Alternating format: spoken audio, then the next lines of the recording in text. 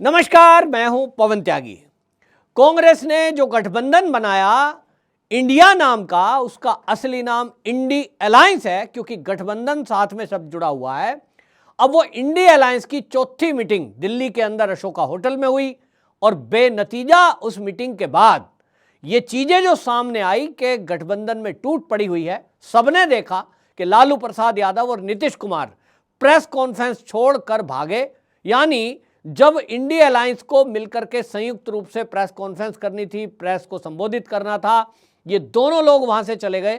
नाराजगी का कारण नीतीश कुमार बताए जा रहे हैं, क्योंकि नीतीश कुमार को एक उम्मीद थी कि इस मीटिंग में तो कम से कम ये घोषणा हो जाएगी कि ये जो इंडिया अलायंस है इसका जो संयोजक है वो नीतीश कुमार है, और नीतीश कुमार इसी कवायद में शुरू से लगे हुए हैं। अब उनका नाम घोषित हुआ नहीं, और नाम घोषित वहां किसका हो गया? मल्लिकार्जुन खड़गे का। ये नाम भी किसने घोषित किया? ये ममता बनर्जी ने किया, और इसकी संतुति की, यानी इसको सपोर्ट किया केजरीवाल ने। एक बात बिल्कुल साफ हो गई कि ममता बनर्जी, अरविंद केजरीवाल ना तो राहुल गांधी को बनाना चाहते हैं पीएम फेस इंडिया अलायंस का, ना वो बनाना चाहते हैं नीतीश कुमार को। तो किसको बनाना चाहते हैं? इनमें से कोई आपस में तय करे। लेकिन इतना तय है कि आम आदमी पार्टी के नेता भी कह चुके कि इस देश में यदि सबसे ज्यादा पढ़ा लिखा कोई नेता विपक्ष में है वो तो अरविंद केजरीवाल है। इसी तरह ममता बनर्जी की पार्टी के कई नेता बोलते रहे कि भारतीय जनता पार्टी के रथ को अगर कोई रोक सकता है, विजय रथ को, तो वो तो ममता बनर्जी है। देखिए हमने पश्चिम बंगाल में क्या हाल बना के रखा है। और इसलिए ये जो दावे हैं, अलग अलग दावों के आधार पर मैंने कहा था कि ये जो इंडिया अलायंस है ये तो टूट गया, और इस टूट में भी कम से कम 2 टुकड़े तो होना तय है।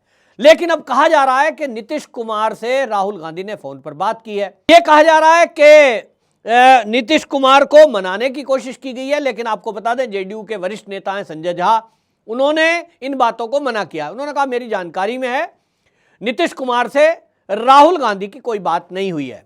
तो फिर क्या ये मीडिया में खबर खामोखा एक माहौल बनाने के लिए की जा रही है कि इंडिया अलायंस में सब कुछ ठीक चल रहा है? तो अगर जेडीयू के नेता संजय झा की माने तो यह केवल और केवल एक अफवाह फैलाई जा रही है कि राहुल गांधी ने नीतीश कुमार से बात की है। क्यों कर रहे हैं? ताकि यह दिखाया जा सके कि इंडिया अलायंस में कुछ गड़बड़ नहीं है, सब ठीक है, और यह अलायंस अपने आप में बात करेगा। अब आपको यह भी बता दूं कि ये जो इंडिया अलायंस की बैठक हुई थी, इसके अलावा कांग्रेस की अपनी एक बैठक हुई, और कांग्रेस के जो वर्किंग कमेटी के लोग हैं वो लोग आपस में जुटे और उन्होंने 2024 के चुनाव की बातचीत को लेकर मंत्रणा की। और खबर यह आई अंदर से कि इस मंत्रणा में अशोक गहलोत को लेकर कोई बात नहीं की गई, भूपेश बघेल को लेकर कोई बात नहीं की गई, क्योंकि दोनों जगह अभी हाल ही में पार्टी हारी है। तो यहां जो बातचीत हुई, लोग कह रहे थे जी बात करना चाहिए किस तरह से कांग्रेस की हार जो हुई है इसमें हमें चिंतन मनन करना चाहिए।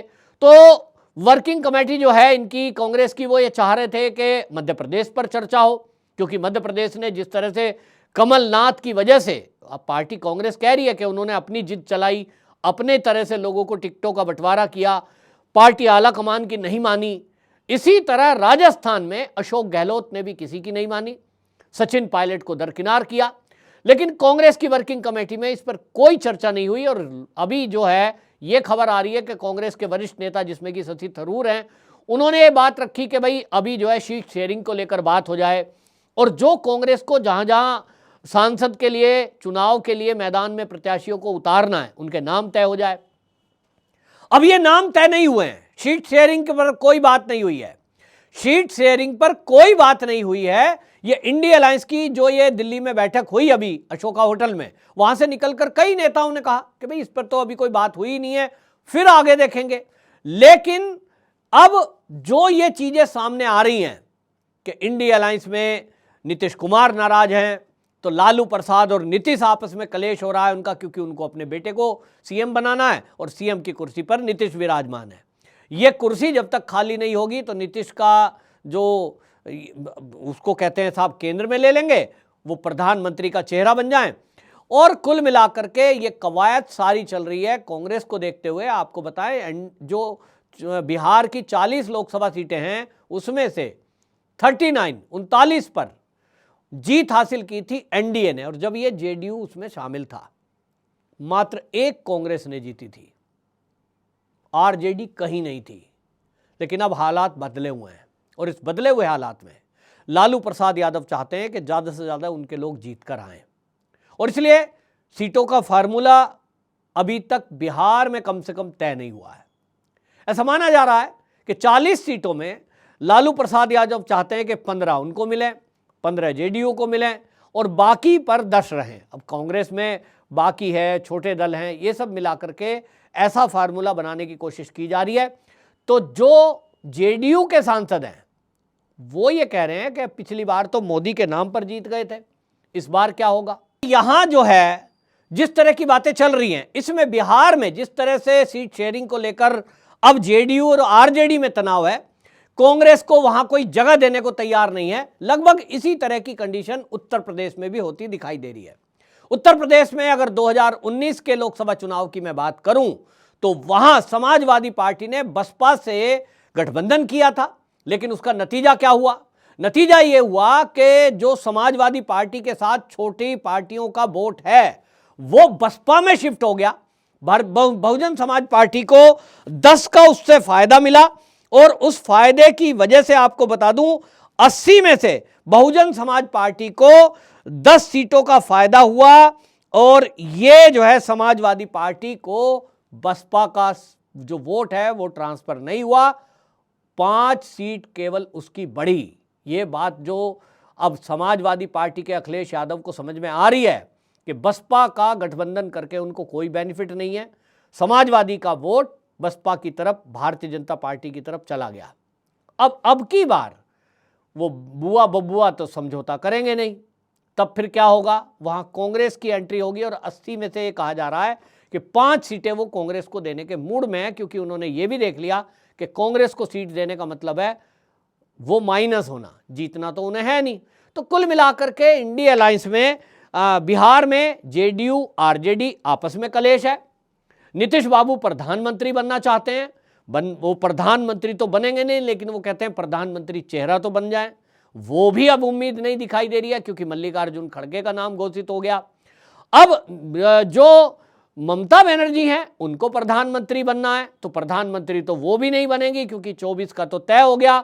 देश की जनता का मूड, सभी सर्वे बता रहे हैं कि मोदी जी ही तीसरी बार प्रधानमंत्री बन रहे हैं। तो ममता बनर्जी भी इसी तरह कहती हैं कि कम से कम प्रधानमंत्री चेहरा तो बन जाएं, चेहरा बनेंगे तो चर्चा में रहेंगे।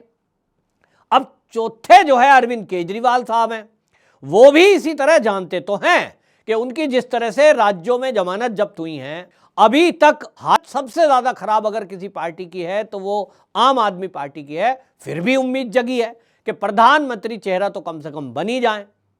कम से कम ये कहने को रहेगा जो वो एक सगुफा छोड़ते हैं कि साहब मोदी जी मुझसे डर गए, मोदी जी आम आदमी पार्टी से डर गए, इसलिए ईडी मेरे पीछे लगा दी।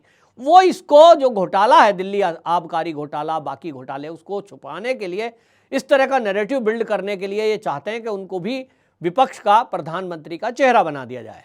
तो 4 कैंडिडेट, राहुल गांधी, मल्लिकार्जुन खड़गे, नीतीश कुमार, ममता बनर्जी, अभी तक ये 4 बड़े चेहरे अपने आप को प्रधानमंत्री चेहरा बनाकर इंडिया अलायंस में कोशिश में है। 1-2 चेहरा अभी दक्षिण से भी आ जाएगा, आप देखेंगे।